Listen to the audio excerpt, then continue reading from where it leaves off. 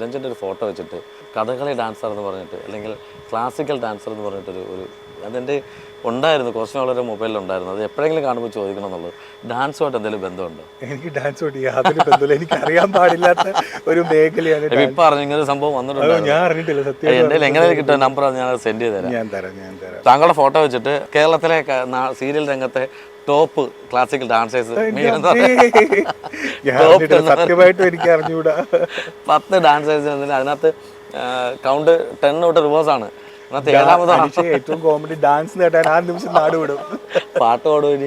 പാട്ട് ബാത്റൂം സിംഗറാണ്. പിന്നെ വീട്ടിലൊക്കെ ചെറുതായിട്ട് നമ്മുടെ പ്രേക്ഷകർക്ക് രണ്ടുപേര് അല്ല, ഇനി അതിന് വേറെ ട്രോള് പറഞ്ഞത്. ഞാൻ ശ്രമിക്കാം, പാടാൻ ശ്രമിക്കാം. തീർച്ചയായിട്ടും രണ്ടുപേരും പാട്ട് നിർബന്ധമാണല്ലോ നമ്മുടെ പ്രേക്ഷകർക്ക് വേണ്ടിയിട്ട്. ഹിമബിന്ദു മുഖപ്പടം ചാർത്തിയ പൂവിനെ മധുകരന്നുകരാതെ ഉഴറും പോലെ അരിയനിൻ കാലൊച്ച ചൊല്ലിയ മന്ത്രത്തിൻ പൊരുളറിയാതെ ഞാൻ നിന്നു. നിഴലുകൾ കളമെഴുതുന്നോരൻ മുന്നിൽ മറ്റൊരു സന്ധ്യയായി നീ വന്നു.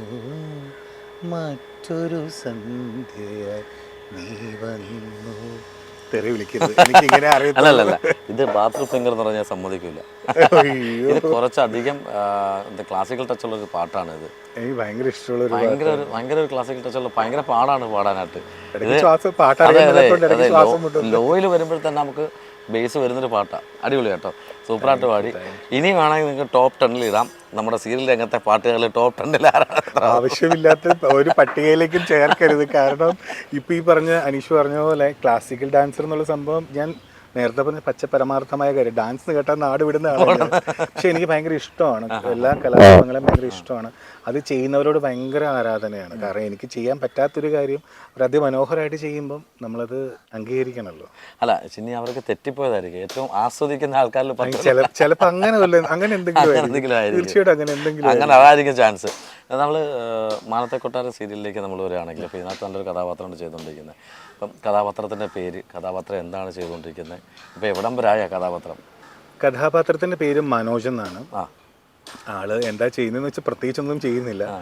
ഒരു സ്റ്റാർട്ടപ്പ് ബിസിനസ്സാണ് അയാളുടെ മൈൻഡിലുള്ളത്. പക്ഷേ ഒന്നും തന്നെ നടക്കാത്തൊരു വ്യക്തിയാണ്. അപ്പം ചുരുക്കം പറഞ്ഞാൽ കുറച്ച് വിദ്യാഭ്യാസമുണ്ട്, അത്യാവശ്യം വിദ്യാഭ്യാസമുണ്ട്. പക്ഷെ എന്നാൽ ജോലി കാര്യങ്ങളൊക്കെ ചെയ്യാൻ ഭയങ്കര മടിയുള്ള ഒരാളാണ്. ഭാര്യയുടെ ചിലവിൽ ജീവിക്കുന്ന ഒരാളാണ്. എന്താ പറയുക, ഭാര്യയൊക്കെ ഇങ്ങനെ ഭാര്യയുടെ കിട്ടുന്ന പോക്കറ്റ് മണിയൊക്കെ ഇങ്ങനെ വെച്ച് ജീവിക്കുന്ന ഒരു വ്യക്തിയാണ്. അതെ, കോമഡി ആയിട്ട് എടുത്താൽ മതി. നമ്മുടെ ഈ സ്ഥലത്തൊക്കെ പറയാം കള്ളച്ചോറ് കഴിച്ച് ജീവിക്കുന്ന അത് കോമഡി.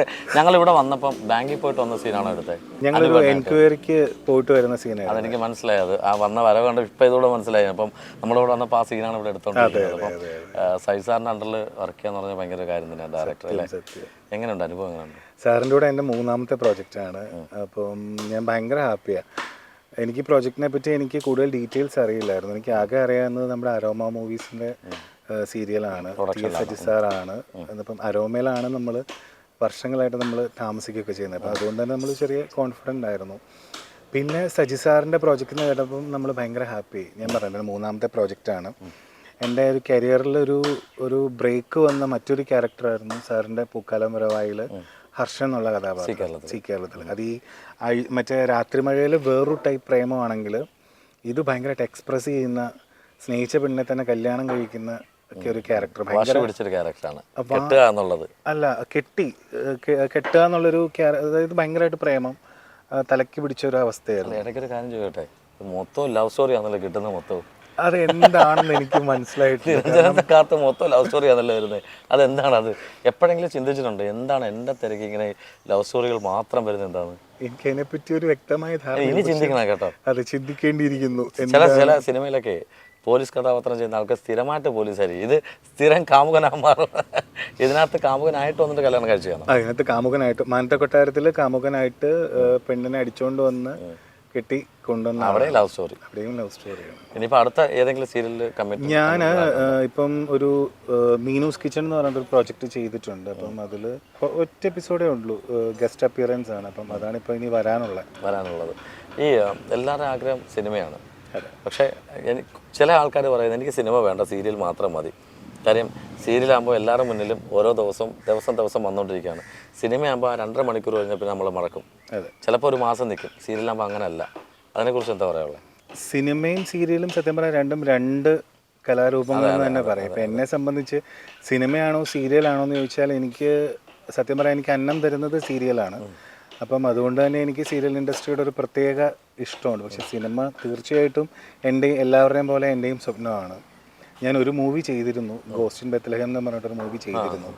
എല്ലാവരും വീട്ടിൽ തന്നെ ഇരിക്കണം എന്നുള്ളൊരു സമയത്താണ് നമ്മുടെ സിനിമ റിലീസ് ചെയ്തത്. അപ്പോൾ അതുകൊണ്ട് തന്നെ എന്താ പറയുക, തിയേറ്റർ ഒരു എക്സ്പീരിയൻസ് മിസ്സായി. അതെ. പക്ഷെ ഇപ്പം ആ സിനിമ നമുക്ക് വീട്ടിലൊക്കെ തിയേറ്ററിലൊക്കെ ഉണ്ട്. ഇട്ട് കാണാൻ നോക്കിയിട്ടുണ്ട്. ഞാൻ യൂട്യൂബിൽ കണ്ടിട്ടുണ്ട്, യൂട്യൂബിൽ കിടപ്പുണ്ട്. അപ്പോൾ ഞാനിങ്ങനെ ഇടയ്ക്ക് ഇങ്ങനെ കാണാറുണ്ടല്ലേ. അപ്പോൾ ഇങ്ങനെ വിചാരിക്കും ദൈവമേ നന്നായിട്ട് ചെയ്യാമായിരുന്നു, കുറച്ചുകൂടെ ഭംഗിയാക്കാം. അതെനിക്ക് ഒട്ടുമിക്ക എല്ലാ പ്രോജക്ട്സും ചെയ്ത് കഴിയുമ്പം അങ്ങനെ ഒരു സംഭവമുണ്ട്, അതൊന്ന് കുറച്ചുകൂടെ നന്നായിട്ട് ചെയ്യാമായിരുന്നു തോന്നാറുണ്ട്. ഇപ്പം ഇനിയിപ്പോൾ ഈ ഒരു സീരിയൽ മാത്രമേ ഉള്ളൂ, വേറെ സീരിയൽ ഏതെങ്കിലും? ഞാനിപ്പം നിലവിൽ ഇപ്പോൾ ഈ ഒരു പ്രോജക്റ്റ് മാത്രമേ ഇപ്പം ചെയ്യുന്നുള്ളൂ. ഇപ്പം പ്രോജക്റ്റ് വേറെ ഏതെങ്കിലും നല്ല കഥാപാത്രം വന്നു കഴിഞ്ഞാൽ ഞാനും ഈ അനീഷ് പറഞ്ഞ പോലെ റൊമാൻസ് സംഭവത്തെക്കാട്ടിലും കുറച്ചുകൂടെ, പക്ഷേ റൊമാൻസ് ക്യാരക്ടേഴ്സ് ഞാൻ ശരിക്കും എൻജോയ് ചെയ്തിട്ടാണ് ഞാൻ ചെയ്യുന്നത്. സംസാരിക്കുന്നത് റൊമാൻസ് ആയിട്ടാ റൊമാൻറ്റിക് ആയിട്ടാണ് സംസാരിക്കുന്നത്. പക്ഷെ ഒരു നെഗറ്റീവ് ക്യാരക്ടർ നല്ല എനിക്ക് ഭയങ്കര ആഗ്രഹമുള്ളൊരു ക്യാരക്ടറാണ് നെഗറ്റീവ് വേഷം ചെയ്യാന്നുള്ളത്. പിന്നെ ഒരു സൈക്കിക് സംഭവം ചെയ്യണമെന്നുണ്ട്. അപ്പോൾ അത് ആ ഒരു ആഗ്രഹം എൻ്റെ വൈഫ് അത്യാവശ്യം എഴുതും. ആളിപ്പം MSc സൈക്കോളജി ചെയ്തുകൊണ്ടിരിക്കുക. അപ്പോൾ ആള് എനിക്ക് വേണ്ടിയിട്ട് ഒരു ഷോർട്ട് ഫിലിം എഴുതിയിട്ടുണ്ടായിരുന്നു. ആള് തന്നെ പ്രൊഡ്യൂസ് ചെയ്തിട്ട്. സൈക്കോ ആണോ? ഞാനല്ലേ, ഭയങ്കര സൈക്കോ. അതിനകത്ത് സൈക്കോയാ. അപ്പോൾ അത് ഋതു എന്ന് പറഞ്ഞിട്ട് ഷോർട്ട് ഫിലിം, സ്വാതി ഹീറോയിൻ. അപ്പോൾ അത് അത്യാവശ്യം ഹിറ്റായിരുന്നു. അപ്പം അതിനകത്ത് എൻ്റെ ആ ഒരു ആഗ്രഹം ഇനി കിട്ടിയ ചെയ്യില്ല എന്നല്ല, തീർച്ചയായിട്ടും അങ്ങനെ ഒരു എന്താ പറയുക, ചോക്ലേറ്റ് ബോയ് എന്നുള്ളത് മാറിയിട്ട് ഒരു ക്രൂരൻ. അതെ, ഒരു ചെറിയൊരു ക്രൂരൻ, കുഞ്ഞു ക്രൂരൻ പറയട്ടെ. തീർച്ചയായിട്ടും ആ കഥാപാത്രങ്ങൾ മാറി ചെയ്യുമ്പോഴാണ് ഒരു കലാകാരൻ ഏറ്റവും സാറ്റിസ്ഫൈഡ് ആവുന്നത്. നമുക്ക് എല്ലാം ചെയ്യണം, തീർച്ചയായിട്ടും എല്ലാം ചെയ്ത് നോക്കണം. കോമഡി വരാറുണ്ടോ ചെയ്യാനായിട്ട്? എനിക്ക് കോമഡി ഉണ്ട്, ഇതിനകത്തുണ്ട്. കാലത്തിലുണ്ട്. എനിക്ക് തോന്നുന്നു ഇപ്പം ലവായി കോമഡിയായി, ഇനി ഒരു ചെറിയൊരു വില്ലനോട് ചെയ്താൽ ഓക്കെ സെറ്റായി. അപ്പം അടുത്ത സീരിയൽ എടുക്കുന്ന പ്രൊഡ്യൂസേഴ്സും ഡയറക്ടേഴ്സും ഉണ്ടെങ്കിൽ നിരഞ്ജൻ വില്ലനാവാൻ റെഡി. ചിലർ അങ്ങനെ അപ്രോച്ച് ചെയ്യാൻ മടിയായോണ്ടായിരിക്കാം. അപ്പം അങ്ങനെയുള്ളത് എന്താ പറയാനുള്ളത്? എന്നെ സംബന്ധിച്ച് മാത്രമല്ല, ഒരു ആർട്ടിസ്റ്റിനെ സംബന്ധിച്ചും എല്ലാവർക്കും കുറേ ക്യാരക്ടേഴ്സ്, അതായത് നമുക്കിപ്പം റിയൽ ലൈഫിൽ ഒരു വില്ലൻ ആവാനോ അല്ലെങ്കിൽ ഒന്നും നമുക്ക് സാധിക്കും. നമ്മൾ എല്ലാവരും സാധാരണ പോലെ നമ്മൾ ജീവിക്കുക. അപ്പം നമുക്ക് പറ്റുന്ന ഒരേ ഒരു സംഭവം എന്ന് പറഞ്ഞാൽ ഈ പല ക്യാരക്ടേഴ്സിലേക്ക് നമ്മളൊന്ന് ചേഞ്ച് ആവുക മാത്രമേ നമുക്ക് പറ്റത്തുള്ളൂ. അപ്പം എന്നെ സംബന്ധിച്ച് എല്ലാ ക്യാരക്ടേഴ്സും എനിക്ക് ചെയ്യാൻ ഇഷ്ടമാണ്. നെഗറ്റീവ് വേഷം ഇഷ്ടമാണ്, കാരണം എനിക്കൊന്ന് നെഗറ്റീവ് കുറച്ചുകൂടി എക്സ്പ്രസ് ചെയ്യാൻ വേണ്ടിയിട്ട് ഉണ്ടാവും ആൾക്കാരുടെ നെഞ്ചിലേക്ക്. കാരണം അവൻ കാരണം പണി കൊടുത്തല്ലോ രീതിയിലൊക്കെ സംഭവം. എനിക്ക് 3 മണി ചെയ്യുന്ന സമയത്ത് ഞാൻ അതിനകത്ത് വില്ലനൊന്നും അല്ല, പക്ഷെ ഒരു നെഗറ്റീവ് ഷെയ്ഡ് ഉണ്ടായിരുന്നു. ഷെയ്ഡ് മാത്രമേ ഉള്ളൂ. എന്നിട്ടും എനിക്ക് ടൗണിൽ നിന്ന് അടി കിട്ടിയതാണ് കോട്ടയം ടൗണിൽ വെച്ചിട്ട്. അത് എനിക്ക് കുറച്ച് ഭാര്യ പേടിയുള്ള ഒരു ക്യാരക്ടറായിരുന്നു, BP. അപ്പം ഇതേപോലെ തന്നെ ബി പി ഉണ്ടോ എന്ന് ചോദിച്ചിട്ടാണ്. അപ്പം ഞാൻ പറഞ്ഞു എനിക്കാദ്യം കത്തിയില്ല, എന്താന്ന് വെളിയിറങ്ങിയപ്പോൾ ഈ ഫ്രണ്ട്സ് പതുക്കെ പറയുന്നത് ഞാൻ കുറച്ച് ട്യൂബ്ലൈറ്റ് എന്നാണ് പറയുന്നത്. അപ്പോൾ എനിക്ക് അതിനെപ്പറ്റി എനിക്കറിയില്ല. അപ്പം ഞാൻ എന്താ സംഭവം എന്ന് ചോദിച്ചാൽ പതുക്കെയാണ് പുള്ളി പറയുന്നത്, ഭാര്യപ്പേടിയാണോ, ആണുങ്ങളായാൽ നട്ടല് വേണം, ഇങ്ങനെ അവളുടെ വാക്ക് കേട്ടിട്ട് നിങ്ങൾ അത് ചെയ്യണം ഇത് ചെയ്യണമെന്ന് പറഞ്ഞാൽ അയാളുടെ കൈ കൊണ്ട് ഒറ്റ അടിയായിരുന്നു. അത് എന്നെ സംബന്ധിച്ച് യഥാർത്ഥത്തിൽ അടിച്ചു. ടൗണിൽ, കോട്ടയം ടൗണിൽ വെച്ചിട്ടാണ്. സത്യം പറഞ്ഞൊരു ഓണക്കാലമാണ് ഇത്. വിഷുവിനെന്തോ ടെലികാസ്റ്റ് ആയി, നമ്മുടെ 3 മണി വിഷുവിൻ്റെ ദിവസം ടെലികാസ്റ്റ് ആയി. ഓണ സമയത്ത് ഞാൻ ടൗണിൽ പർച്ചേസിനൊക്കെ ചുമ്മാ ഇറങ്ങി, എൻ്റെ ഫ്രണ്ടും ഒക്കെ ഉണ്ടായിരുന്നു കൂടെ. അപ്പം അടിച്ചു കഴിഞ്ഞപ്പോഴാണ് ദൈവമേ ഇത് എനിക്ക് ചുറ്റുവട്ടം നോക്കാനേ വേണ്ടി. കാരണം ഇത്രയും അത് 2015-ലായിരുന്നു. അയ്യോ ഇല്ല, എവിടെ അടിയുണ്ടോ? കയ്യിലോ? നല്ല വലിച്ചാണ് അടിച്ചേ? അത്യാവശ്യം പെയിൻ എടുത്തു. ആൾക്കാർ കണ്ടു. അല്ല ആൾക്കാര് ഞാൻ സത്യം പറഞ്ഞാൽ നിന്ന് വേർക്കല്ലാതെ നമുക്കൊന്നും ചെയ്യാൻ പറ്റത്തില്ല. പക്ഷെ ഞാൻ പറഞ്ഞു, ഞാൻ പുള്ളി അയാൾ തന്നെ പറഞ്ഞു സീരിയല് കാണുന്നത്. നമ്മളും എന്നെ സംബന്ധിച്ച് ആദ്യമായിട്ടാണ് ഒരാൾ എന്നെ രവി എന്ന് വിളിച്ചിട്ട് നമ്മളെ റെക്കഗ്നൈസ് ചെയ്ത് രവി. അപ്പോൾ അത് വിളിച്ചതിലും എനിക്ക് സന്തോഷം ഉണ്ടായിരുന്നു. പിന്നെ ഞാൻ സത്യം പറഞ്ഞ ലൊക്കേഷനിലൊക്കെ വന്നിട്ട് ഞാൻ സാറിൻ്റെ അടുത്ത് പറഞ്ഞു, വേണു സാറായിരുന്നു എൻ്റെ ഡയറക്ടർ, അനിൽചേട്ടനായിരുന്നു റൈറ്ററൊക്കെ ആയിരുന്നു. അപ്പം ഞാൻ അവരുടെ 2 പേരുടെ അടുത്ത് പറഞ്ഞു, ഞാനിത് വിടാൻ പോകും, എനിക്ക് എന്നെ മാത്രം എടുത്തിട്ട് അടിച്ചു എന്നൊക്കെ എനിക്ക് പറഞ്ഞപ്പോൾ മാത്രം എനിക്ക് കാരണം എൻ്റെ നായികയാണ് അതിനകത്ത് വില്ലെത്തി. ആ അപ്പോൾ എനിക്ക് മാത്രം അടി കിട്ടി കഴിഞ്ഞപ്പോൾ ഞാൻ വിചാരിച്ചു ഈശ്വര ഇത് ചിലപ്പോൾ ഇനി എൻ്റെ ഭാഗത്ത് എന്തെങ്കിലും മിസ്റ്റേക്കാണ്. പിന്നെ അവസാനം അവർ കൺവിൻസ് ചെയ്തു അല്ലടാ അത് നിൻ്റെ ക്യാരക്ടർ അവർക്ക് ഇഷ്ടപ്പെട്ടത് കൊണ്ടാണ് തീർച്ചയായിട്ടും ആ നെഞ്ചിലേറ്റാണ്. ചെയ്യുന്നത്. അത് കേട്ടപ്പോൾ പിന്നെ കോൺഫിഡൻസ് ആയി. അടി കിട്ടണേന്ന് വെച്ചു. പിന്നെ എന്നെ അടിച്ചോളൂ അടിക്കണോ അടിച്ചോളൂ.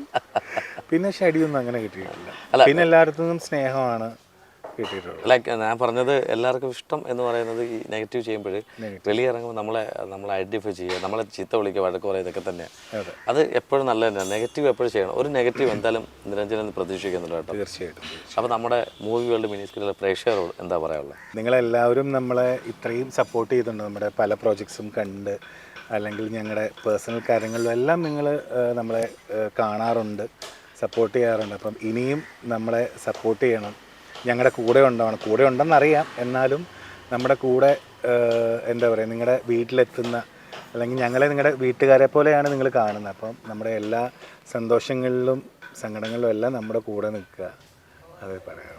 എന്തായാലും വളരെ വളരെ സന്തോഷം. കാര്യം നമ്മൾ വിളിച്ചു കോളൊന്ന് ട്രൈ ചെയ്തു, എടുത്തില്ല. എങ്കിലും നേരത്തെ പറഞ്ഞ പോലെ തന്നെ ഒരു നെഗറ്റീവ് കഥാപാത്രം താങ്കളെ തേടി എത്തട്ടെ എന്ന് ആത്മാർത്ഥമായിട്ട് പ്രാർത്ഥിക്കുന്നു.